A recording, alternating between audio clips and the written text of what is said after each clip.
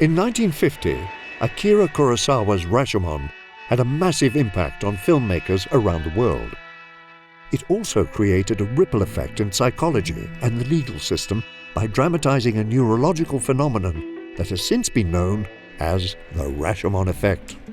Rashomon. What's this about? Today, we're going to explain how it works, where it occurs in our own daily lives, and how storytellers can use it to tell more compelling stories. I want the truth! You can't handle the truth! This is What is the Rashomon effect? But before we get started, be sure to subscribe and click the bell for more filmmaking videos. As we begin, we will be spoiling the following movies. So, what is the Rashomon effect? In their collection of essays, scholars Blair Davis, Robert Anderson, and Jan Walls define it as significantly different perspectives on and interpretations of the same dramatic event by different eyewitnesses.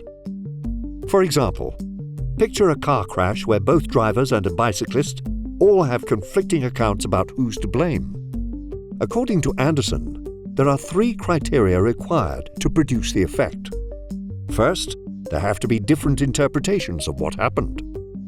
Second, there must be no way to verify the truth. The only evidence is witness testimony. And third, there must be pressure to bring closure and resolution to the event, like when the case is tried in court. Now that we know what the Rashomon effect is, let's talk about where it came from. It is named after the 1950 film Rashomon. Directed by the legendary Japanese filmmaker Akira Kurosawa, the film is a blend of 2 short stories by author Ryunosuke Akutagawa. The film centers around a violent encounter between a bandit, a woman, and her samurai husband. In the end, the woman is assaulted, and the samurai is murdered. But how exactly those things happened depends on who's telling the story.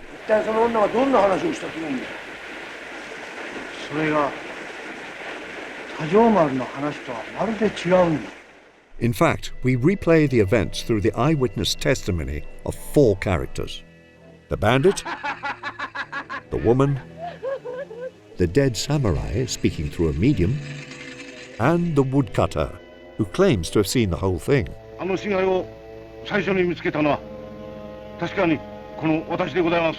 Since all of their stories are different, none of them can be completely trusted, making them all unreliable narrators.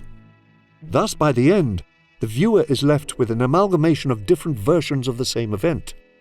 But the truth remains a mystery.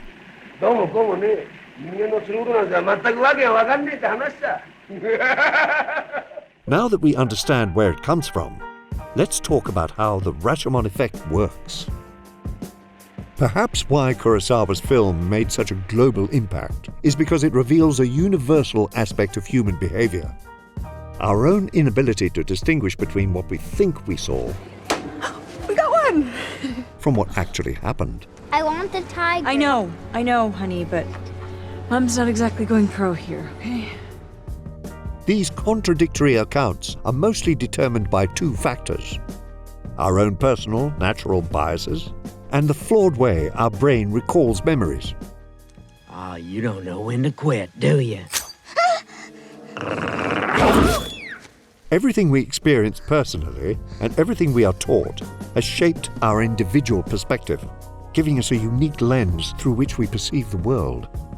This is called implicit bias because it forms and functions without us even realizing it. You think I might go savage? You think I might try to eat you? I knew it. So, from the outset, no 2 people could experience the same event in exactly the same way. And I didn't leave you to be buried. I don't know. Well, I do. I was there and I saw it differently. Well, so then tell me, Pete, what happened differently? On top of that, our memory is a naturally imperfect system. I've seen you, man. I would thought I would remember you. Every time you remember an event from the past, your brain networks change in ways that can alter the later recall of the event. Thus, the next time you remember it, you might recall the altered copy instead of the original. As neuroscientist Donna Bridge put it, your memory of an event can grow less precise, even to the point of being totally false with each retrieval. This is similar to the children's game of telephone.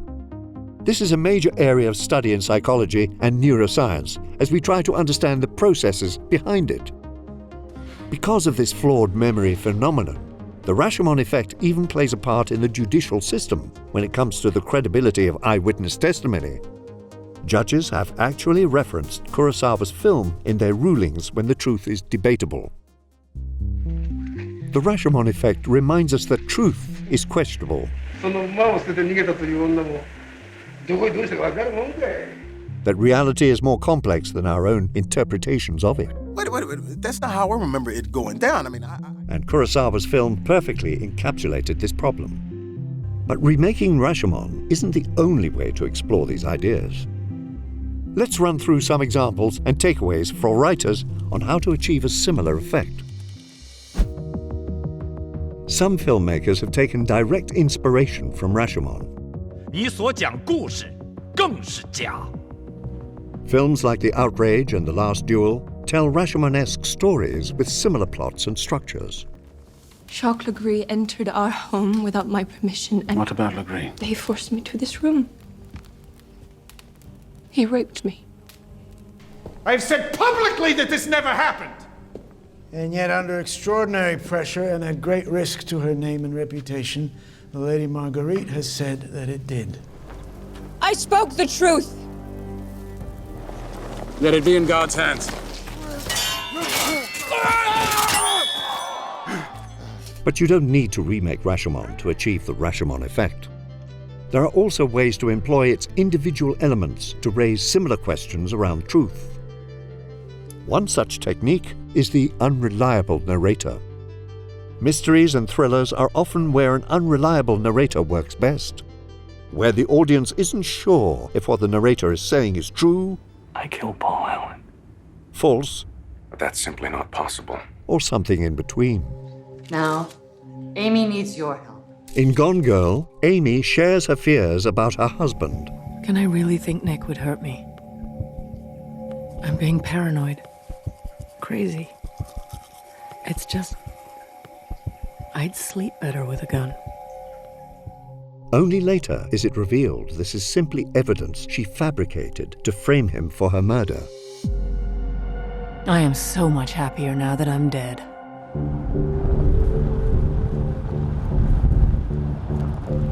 Technically missing. Soon to be presumed dead. Gone. And my lazy, lying, cheating, oblivious husband will go to prison for my murder. But these twists don't always have to be so malicious. In Life of Pi, the narrator paints a rather fantastical tale of survival. It's hard to believe, isn't it? It is a lot to take in. But Pi's fabricated story wasn't meant to deceive. It was done as a way to deal with trauma.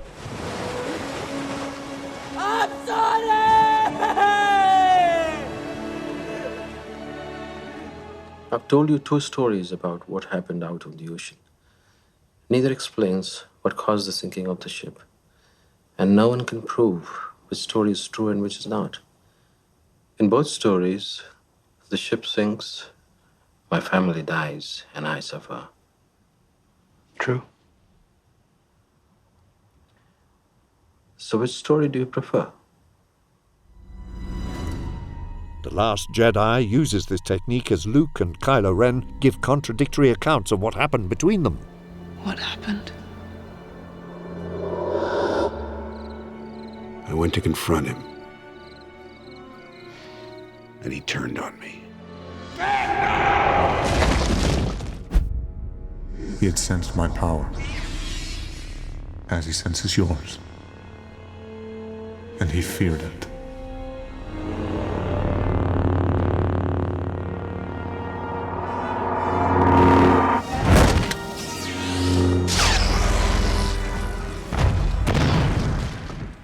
This leaves Rey to decipher the truth for herself, as she hangs in the balance between the light and the dark sides of the Force. Join me.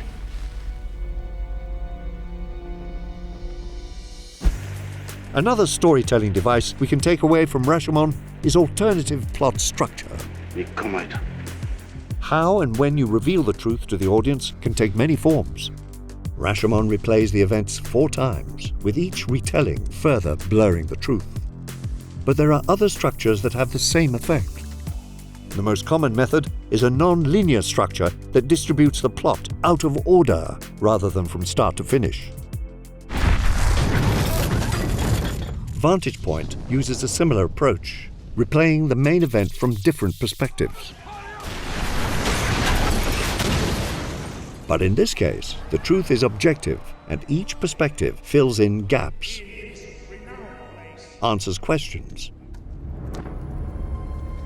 and subverts our understanding of what really happened. Oh my God. You can't give the order. You've been shot. In Reservoir Dogs, a group of gangsters searches for a rat amongst themselves after a heist goes wrong. The structure jumps back and forth in time, but keeps the identity of the rat a secret until we're 2/3 in. Listen to me more than Nash. I'm a cop. Look, man, an undercover cop's got to be Marlon Brando, right? To do this job, you got to be a great actor. If this plot had been told chronologically, that entire mystery would have been missing. Countless films use the fallibility of memory in their plots. Your wife hit me on Friday night. What are you talking about? Yes, you did. Yes, you did. And then she. And Christopher Nolan's Memento combines the unreliable narrator. Since my injury, I can't make new memories. Everything fades. A unique plot structure, and this concept of faulty memories. It was your wife who had diabetes. The result is a Rashomon-style thriller that tackles this issue of subjective truth. My wife wasn't diabetic. You sure? It's more dramatic to use altered mental states or retrograde amnesia to illustrate this memory problem. I'm your husband. But we all share this experience of subjective truth. Just like Budapest all over again. You and I remember Budapest very differently. In storytelling, the Rashomon effect can serve multiple purposes. It can complicate the truth. You think anybody is going to take your word over mine? Or make it impossible to know the truth at all. The motives of the monk remain unknown. And because it is such a universal phenomenon, the Rashomon effect will remain an endless inspiration for storytellers. When you're thinking up your next script, start writing with Studio Binder's screenwriting software and consider the benefits of a Rashomon approach. That's our analysis of the Rashomon effect. Of course, others might have a different story. You like Rashomon? That's not how I remember it.